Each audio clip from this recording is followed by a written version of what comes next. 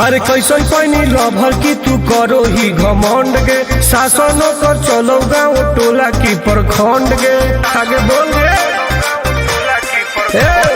कैसन पैनी लभर की तू करो ही घमंड गे शासन कर चलो गाँव टोला की प्रखंड गे बताओ गे।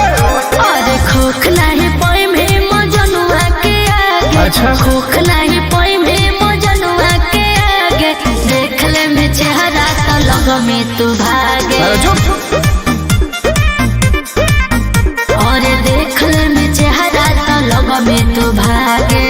हल्का में मत लगे कह रे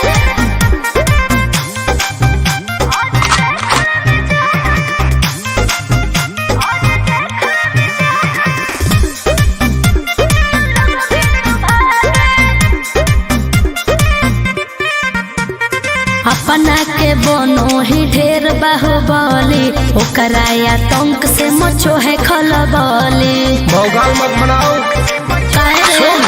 बोल चलो है सगरो चलाना गे पगली। अच्छा बन जो हमारे दीवाना गे पगली ऐठल छोड़ देनी। प्यार वाला फील झूठे लगल हो जागे। प्यार वाला फील झूठे लगल हो जागे देख ले में चेहरा का लग में तू भागे। और देख ले में चेहरा तो लग में तू भागे। उठवा लोगे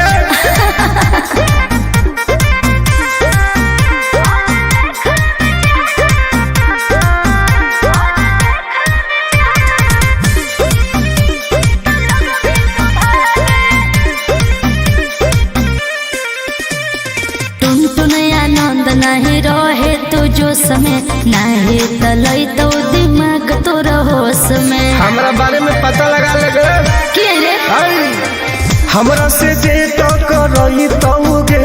अच्छा माटी में उ मिल जई तोगे बुझनी।